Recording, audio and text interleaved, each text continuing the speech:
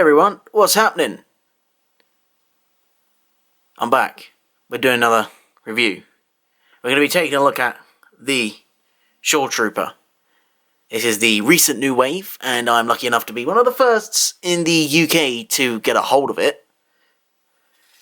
This comes from Smartbox Monkey, and as you may be able to see, there are other figures as well, and that is smartboxmonkey.com. They stock Black Series items and other cool collector memorabilia that even some items you may or may not find around the web. So that's a little quick shout out to them. So these guys are here with me, these cracking looking Shoretroopers, these re-released, or well, I would say sort of, well, they are re-released, but they do look a lot better than what Hasbro put out. And well, I think these are probably one of my favourite figures that come out between the two waves. The Bo-Katan wave case with the Bad Batch in it, and the Archive 50th Lucasfilm Anniversary wave. I'm experimenting with the new lighting rig at the moment, so we'll change from video to video until we settle on something that looks really cracking. But anyway, hopefully this will do for the time being. So we're going to look at the Shoretrooper. So the Shoretrooper, it comes with the standard description in multiple languages. Love the pictures on the back. The artist that does the Black Series designs, really good. 50th on there. I got to say, yeah, his work is always fantastic. Okay, let's have a look. So on the back we got the timeline with Lucasfilm here. We're just going to get rid of that because we don't need that. Let's just get rid of that. There we go. That's a little bit better. That's what we've got. And then that, hopefully, the Mandalorian should be replacing. Oh, God, they're still there. We'll just ignore these. But you've got the complete timeline here. You've got the wonderful legends, which, you know, I should have used.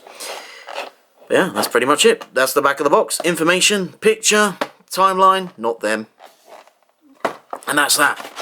And we got a Shoretrooper. So let's get this cracked open because it's just a pretty standard archive box. I mean, they've used these boxes before for many other wave, and that is that. I do feel a little bit guilty about opening some of them up. I did have a Commander Cody that I wanted to keep boxed, but I'm an out of box collector and I opened them up. But if you do get some of these archive waves, I definitely think because they spruced it up with the 50th anniversary logo on it with the gold and all that, I definitely recommend picking up two. Anyway, let's get this one cracked open and then we'll have a look at the figure.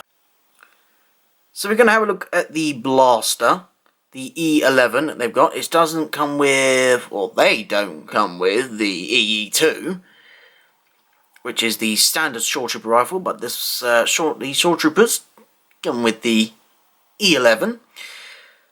Well, this one is pretty much one of the bog standard E11. It's not one of the nicer new ones that we get with the Rogue One Stormtroopers, which is pretty disappointing because those ones are really, really well done and they're really nicely detailed. So it's a little bit of shame that we've got sort of the old sort of style E11s that came with the, well, old sort of releases like the Attack Driver, for example. But they've done some sort of weathering job. They put a little bit of grey on it. As you can see, there's the torch there on it, and it's okay. It's fairly detailed. It's pretty much a decent job. If it does find out that it is sort of the same blaster, we're like, well, why have you given it a matte grey paint job? It does it no justice. I mean, you might as well. What I would recommend is probably painting this black. That's just what you need, because then just the black just brings out so much more of the detail on the gun, and then apply a little bit of silver paint to it. Or if you're feeling, you know, so all the good customizers out there, whack a little bit of sand detail on there. I mean, it'll really bring up the E11. A little bit of white on the end of the gun, if my camera would focus. There we go. See there, just on the flashlight, a little bit of white there on the flashlight tip will really bring this gun out, because the details, they are there, but as I say, if this is the same cast as the Rogue One one, then I would thoroughly recommend to really go out and just respray paint this, repaint it black to really highlight and bring the E11 to life. So let's take a look at the Shoretrooper, and as I clearly say at the start of this video, I really do like this figure. I really do. The detailing is just... it's great. It really is great. I love the new paint job on it, if it is. I mean, I don't have the old... I have the Captain, so I have the paint scheme's the same as the standard grunt from before this was re-released from the old wave, then you know, I'm going to be hyped up over nothing here, aren't I? But yeah, this figure is absolutely. I mean, I love the paint job on it. It really is fantastic. Absolutely love it. The weathering on it is just, it really goes well. I cannot fault it. Hasbro have done a really good job on this.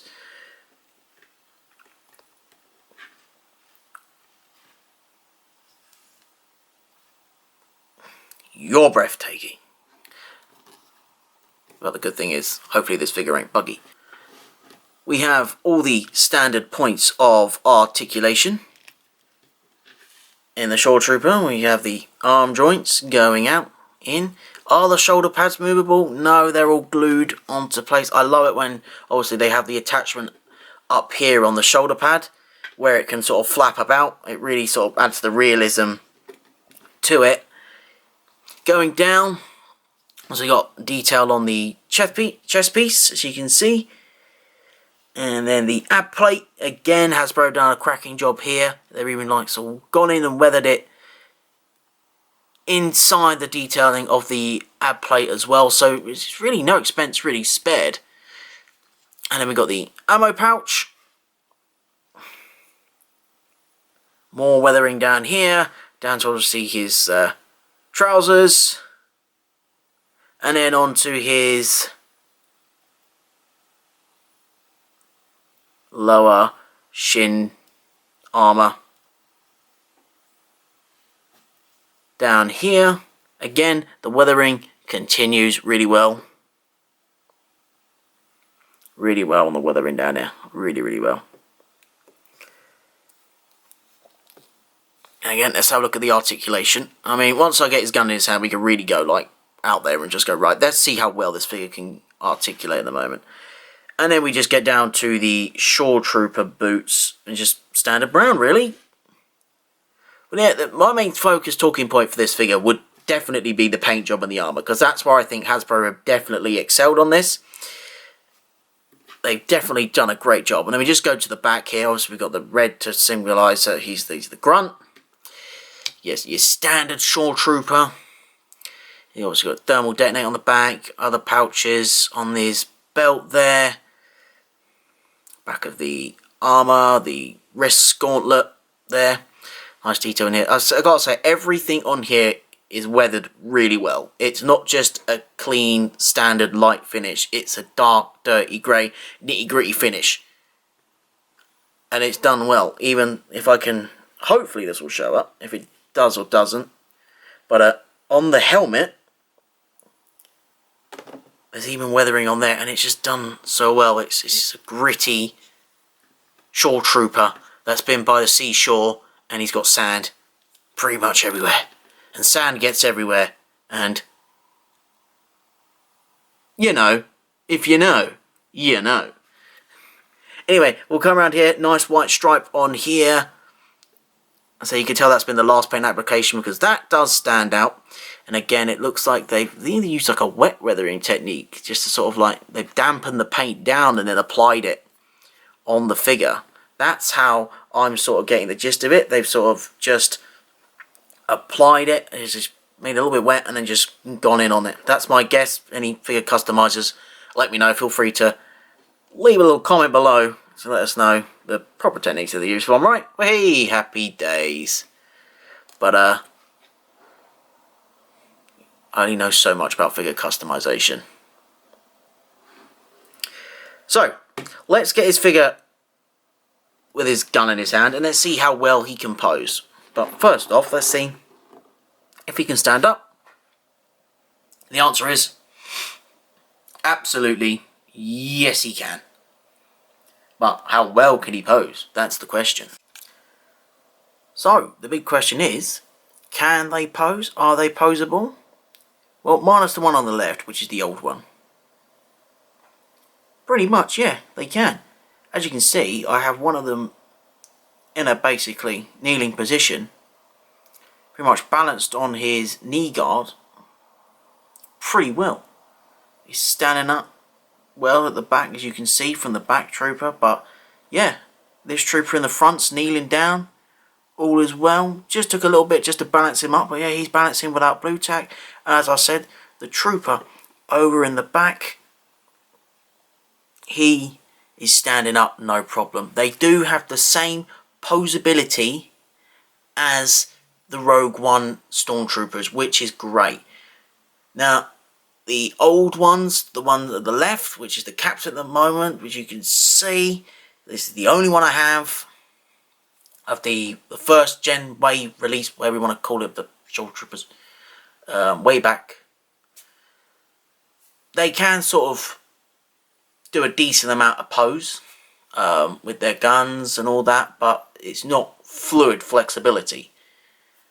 But with these Shoretroopers, you definitely have the newer sort of better articulation.